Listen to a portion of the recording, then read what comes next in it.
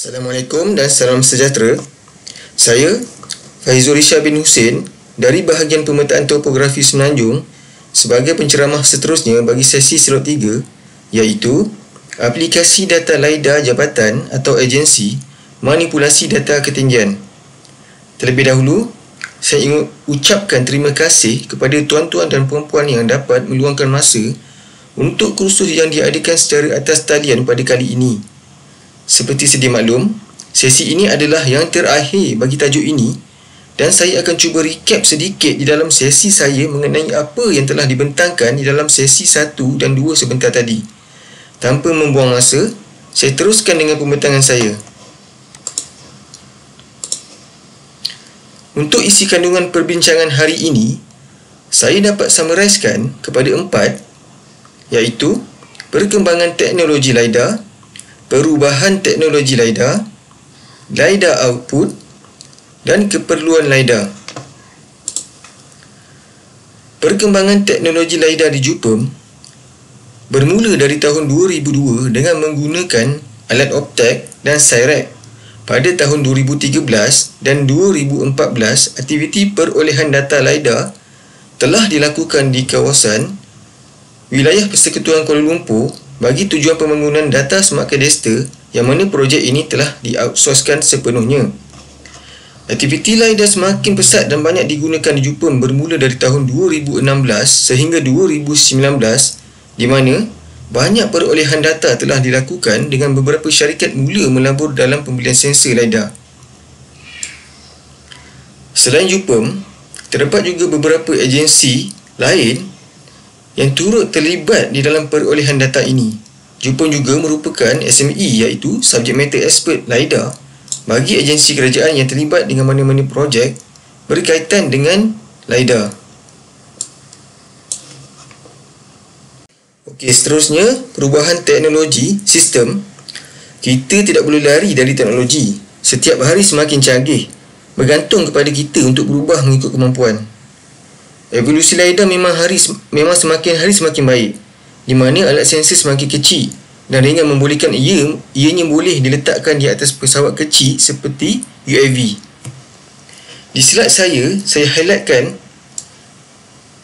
analog kepada hybrid. Ini merujuk kepada teknologi dulu di mana sistem beroperasi secara bersendiri dan dibuat integrasi kemudian. Sekarang ni semuanya dah hybrid. Dalam satu alat di mana semua sensor optik, nadir, optik oblik dan LiDAR dah built-in sekali. Okey, seterusnya, LiDAR basic output. Berikut merupakan output asas yang dihasilkan oleh LiDAR. Yang pertama, laser points, iaitu point clouds. Nombor 2, digital image. Secara asasnya, pengukuran LiDAR ini adalah sensor itu sendiri yang berdasarkan laser dan menghasilkan data dalam bentuk point cloud. Okey. Penggunaan kamera digital udara akan menggabungkan teknik fotogrametri di dalam sistem LiDAR yang akan menambahkan kejelasan pada data yang dihasilkan. Okey, untuk seterusnya, LiDAR basic output point cloud. Tidak semua point cloud dihasilkan menggunakan LiDAR. Sebagai contoh, point cloud boleh dibuat dari gambar yang diperoleh dari kamera digital, teknik yang dikenali sebagai fotogrametri. Berikut merupakan dua jenis point cloud yang dijana dari teknik fotogrametri dan sistem LiDAR. Berdasarkan gambar rajah, terdapat perbezaan kedua-duanya. Fotogrametri memberi gambaran muka bumi yang jelas tetapi tidak dapat menembusi kanopi tumbuh-tumbuhan jika dibandingkan dengan LiDAR. Jadi, kombinasi penggunaan udara digital dengan LiDAR membuktikan penyelesaian yang menjimatkan dan boleh dipercayai. Okey, seterusnya, masih lagi point cloud. Pengumpulan data LiDAR 3D dalam format point akan mewakili tanah, vegetation, model bangunan, air dan lain-lain. Dari segi konsep mudah je, semua berdasarkan point cloud. Kebiasaan, kita akan melihat perkara seperti point spacing, jarak di antara setiap point cloud, point density, jumlah point cloud keseluruhan berbanding kawasan, point count, jumlah point cloud dan point attribute, maklumat kedudukan setiap point cloud X sebagai XYZ. Kesemua maklumat ini penting dan kesemua maklumat ini akan dibekalkan bersekali dengan data. Nilai dense point akan bergantung kepada keperluan aplikasi pengguna seperti ditunjukkan dalam slide. Point dense yang padat akan menyebabkan data yang berat, seterusnya akan mengguna kapasiti storan yang banyak. Seperti ditunjukkan di dalam slide yang mana untuk aplikasi detail 3D city model. Okey, seterusnya kita pergi kepada data format. Data format bagi LiDAR yang popular adalah LAS sebab merupakan format untuk public. Format ini boleh dikatakan semua persian dalam pasaran semasa boleh membacanya. Dari segi version ada 5 untuk version LAS, iaitu version 1.0 untuk tahun 2003 sehingga dikeluarkan di dalam version 1.4 pada tahun 2011. Okey, untuk produk LiDAR, point cloud yang diproses dapat dimanipulasi untuk memperoleh berbagai produk seperti DTM, Digital Terrain Model, DSM, Digital Surface Model dan kontur. Data-data ini dapat digunakan untuk penyelidikan, perancangan pembangunan, pemantauan projek, pengemas kinian pengkalan data dan banyak lagi. Bila kita sebut produk LiDAR, kita terarah lebih kepada data ketinggian. Seperti yang saya maklumkan di dalam slide, data ketinggian merupakan data dalam dimensi 3D yang merangkumi nilai XY bagi kedudukan dan Z bagi ketinggian. Okey. So kalau kita belajar GIS dulu, geometri hanya titik, line dan kawasan. Sekarang kita kena tambah satu lagi, iaitu solid ataupun surface. Okey, untuk data planimetri tetap wujud dengan pengecualian maklumat Z. So hanya merangkumi nilai X, Y bagi kedudukan. Okey, untuk seterusnya masih lagi produk LiDAR. Okey, setiap produk yang dikeluarkan haruslah dilakukan semakan kualiti bagi memastikan tiada ralat seperti spike, void area dan lain-lain. Setelah semakan dilakukan, pembetulan pula bagi data harus dilakukan. Ini kerana bagi menghasilkan kontur yang baik adalah sangat bergantung kepada kualiti data DTM. Daripada data DTM ini jugalah pengeksrakan fitur seperti badan air, jalan dan sebagainya dapat dilakukan. Semakan kualiti terhadap fitur ini juga perlu dilaksanakan. Raja menunjukkan beberapa ilustrasi hasil akhir yang dihasilkan daripada data LiDAR yang mana sampel dari kawasan Kota Belud, Sabah. Okey, saya baca sedikit ketiga-tiga definisi. Okey, yang pertama DSM merupakan model permukaan digital mewakili permukaan bumi dengan ketinggian purata aras laut termasuk semua objek di atasnya sama ada semula jadi dan buatan manusia meliputi pokok, bangunan dan ciri-ciri lain yang tinggi di atas tanah. So maknanya gambar tepi tu sebelah kiri tu masih menunjukkan pokok-pokok serta bangunan yang akan nampak timbul. Okey.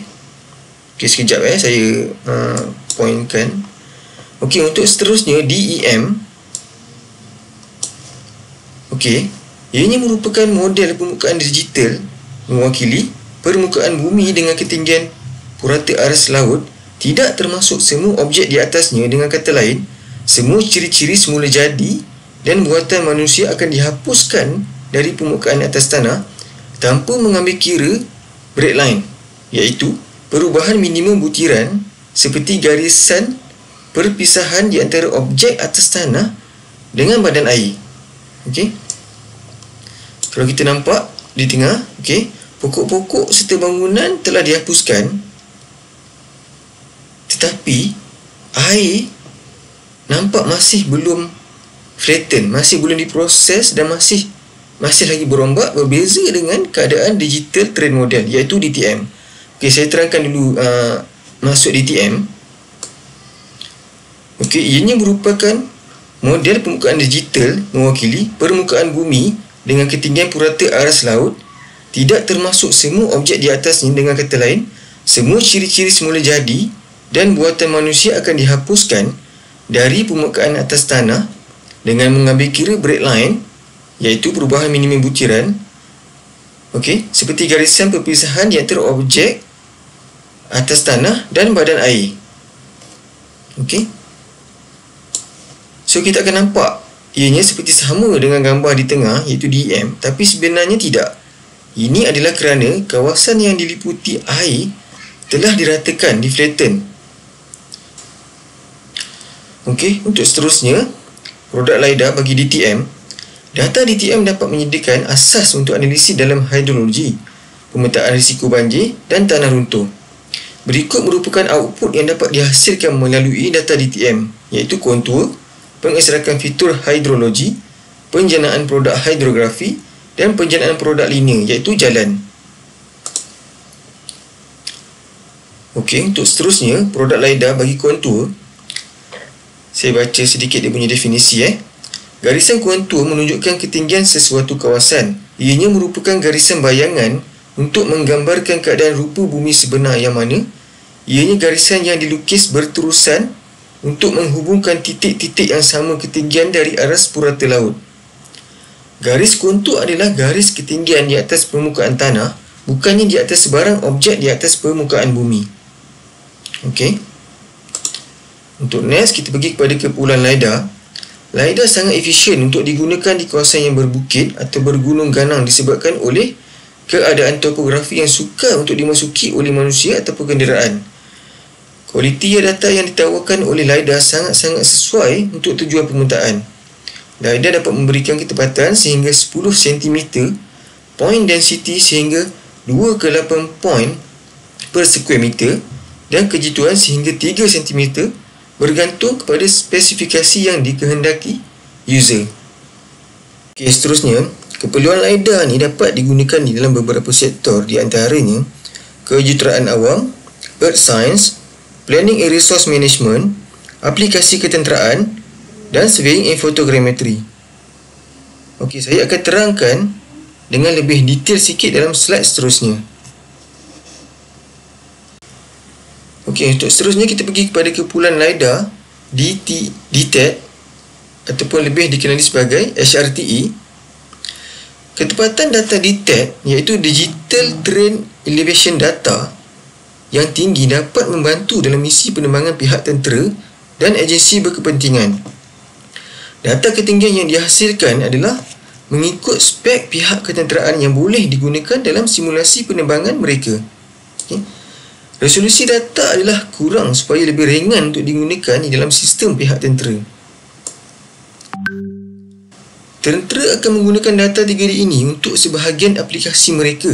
Pemetaan terperinci di kawasan bandar dan bukan bandar dapat memberi banyak manfaat kepada operasi ketenteraan mereka, baik dari kenderaan udara dan darat. Seterusnya, kita pergi kepada keperluan LiDAR bagi pemodelan banjir. LiDAR memberikan maklumat yang sangat tepat.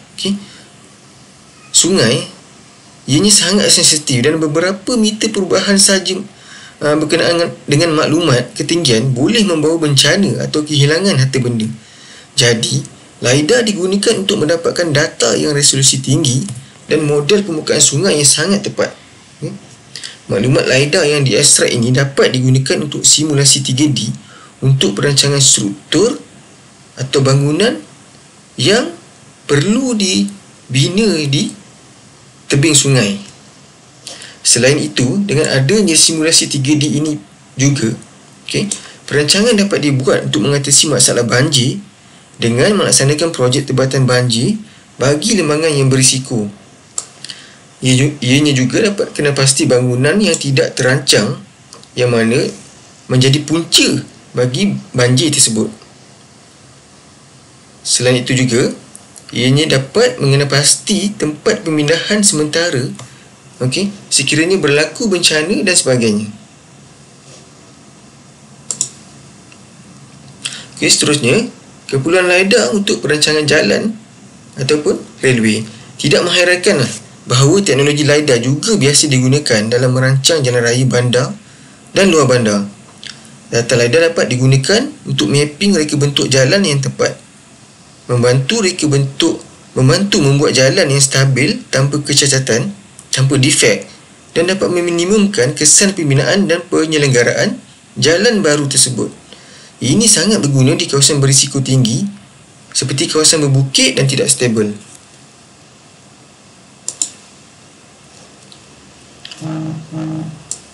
Okey, seterusnya kita pergi kepada keperluan LiDAR bagi resources planning dan hydrological flow ataupun velocity. Okey. DTM yang dihasilkan dari LiDAR dapat digunakan sebagai bantuan maklumat untuk menentukan aliran air. Okey. Resolusi DTM yang tinggi dan tepat adalah input utama yang mana akan melibatkan juga perisian GIS untuk menghasilkan aliran air ini. Dengan cara ini juga akan dapat kena pasti kawasan watershed untuk saluran air tertentu. Okey. Selain itu, dengan data ini serta aplikasi GIS yang digunakan, kita dapat expand pemahaman kita mengenai water runoff. Dengan menentukan aliran air dan kena pasti sepadan watershed, seterusnya kita akan dapat keseluruhan rangkaian aliran. Rangkaian aliran ini yang akan membolehkan kita planning berkaitan dengan pergerakan air. Output ini juga akan menganalisis dan membuat estimation punca kualiti air yang kurang di kawasan bandar. Ianya sangat penting bagi mengurus sumber dan mengekalkan ekosistem semula jadi. Okey, seterusnya, keperluan LiDAR bagi viewshed ataupun planning. Berikut merupakan aplikasi LiDAR bagi planning untuk navigation landmark, CCTV installation dan perancangan pembinaan lighthouse. Dengan analisis data LiDAR 3D ini, ianya akan dapat menunjukkan kawasan sekitar yang kelihatan ataupun tidak kelihatan dari point of view pencerap. Seseorang dapat melakukan analisis pandangan ke atas bidang tanah tertentu yang luas untuk menentukan apa yang akan dapat dilihat dari pelbagai sudut.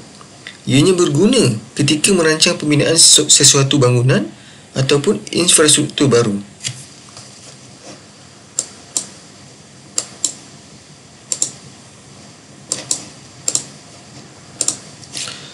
Okey, seterusnya keperluan LiDAR bagi cut and fill construction.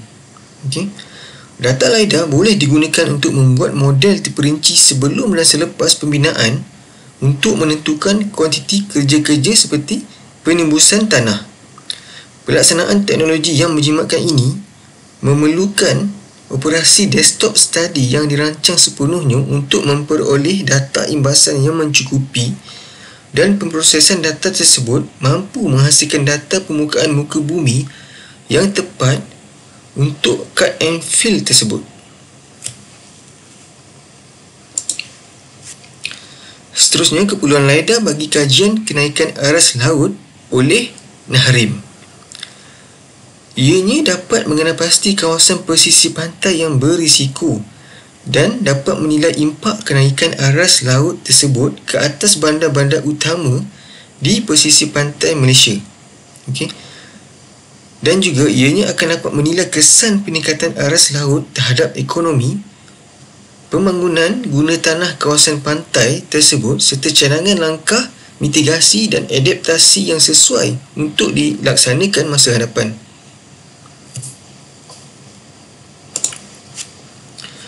Okey, seterusnya, keperluan LiDAR bagi data tematik. Ianya akan dapat membantu memberi maklumat atau input sebagai data tematik seperti maklumat bagi kawasan tanah runtuh, perubahan guna tanah dan habitat hidupan liar. Berkaitan dengan risiko tanah runtuh, ia juga akan dapat membantu pihak berkuasa membuat keputusan dengan pantas dan tersusun berkaitan pengurusan dan planning krisis bencana seperti untuk memindahkan penduduk di kawasan berisiko dan mengelakkan kemusnahan harta benda dan seterusnya alam sekitar.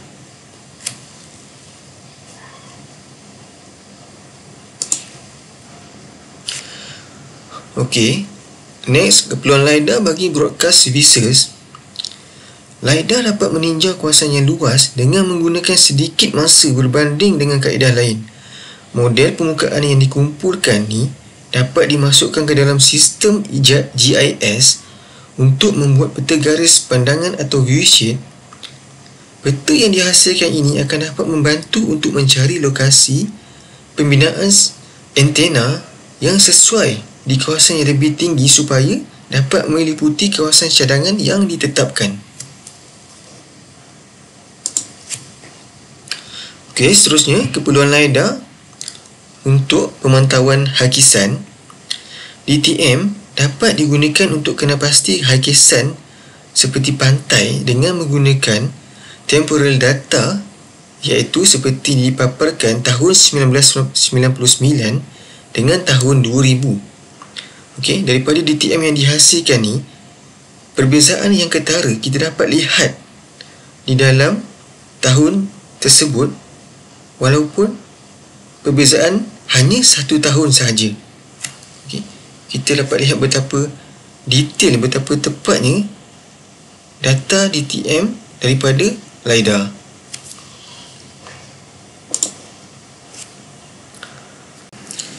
Okey, seterusnya kita pergi pada topik baru. Projek JUPEM Smart Cadaster berikut merupakan salah satu projek JUPEM yang menggunakan data LiDAR di sekitar kawasan Kuala Lumpur pada tahun 2020, iaitu Smart Cadaster. JUPEM telah menerapkan data LiDAR yang dicerap untuk beberapa aplikasi bagi kegunaan dalaman dan awam. Smart Cadaster Interactive Portal, iaitu SCIP, adalah contoh aplikasi yang manipulasi data LiDAR untuk penggunaan yang lebih besar. Okey, sekejap saya pointerkan untuk slide saya ini. Okey, tujuan utama projek adalah untuk menghasilkan portal interaktif yang mengumpulkan data kadaster, pemetaan dan maklumat GIS yang diintegrasikan bersama ke dalam pangkalan data yang tepat dan digunakan untuk perancangan dan pembangunan negara. Data LiDAR adalah diperlukan di dalam data pemetaan ini, DSM, DTM dan juga ortofoto. Okey, dengan menggunakan data berasaskan LiDAR ini seperti DSM, DTM, pelbagai analisis geospatial dapat dilakukan dalam SCIP seperti simulasi banjir, viewshed planning, slope query dan sebagainya. Okey, seterusnya masih lagi Smart Cadaster. Projek ini telah menggunakan teknik terkini LiDAR sensor, iaitu LiDAR hybrid sensor yang kesemuanya sistem sensor optik nadir, optik oblik dan LiDAR dah di-built-inkan sekali, kemudian akan menghasilkan true orthofoto seperti dipaparkan di sebelah kiri. Okey, di slide sebelah kiri. Okey, true orthofoto ni dia akan memberikan pandangan menegak permukaan bumi, okey, yang mana dia akan menghilangkan kesenyatan bangunan tersebut. Okey, kita dapat lihat berbeza dengan gambar di sebelah kanan, iaitu orthofoto, yang mana kita dapat lihat sekejap saya tunjukkan pointer. Okey, kita dapat lihat kesenyatan bangunan di sini, okey, berbanding dengan gambar di sebelah kiri. Okey, maknanya tiada kesenyatan bangunan ditunjukkan di true orthofoto. Okey,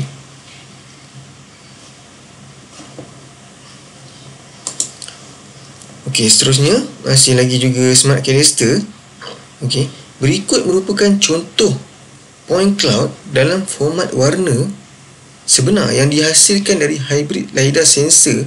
Okey, teknik ini menggunakan kombinasi sensor LiDAR yang menghasilkan titik, iaitu point cloud, dan kamera udara digital yang memberi warna sebenar objek muka bumi.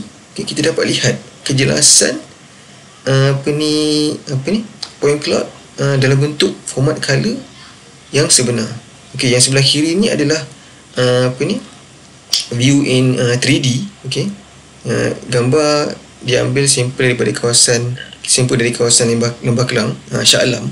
Okey, dan sebelah kanan pula adalah view in 2D. Okey.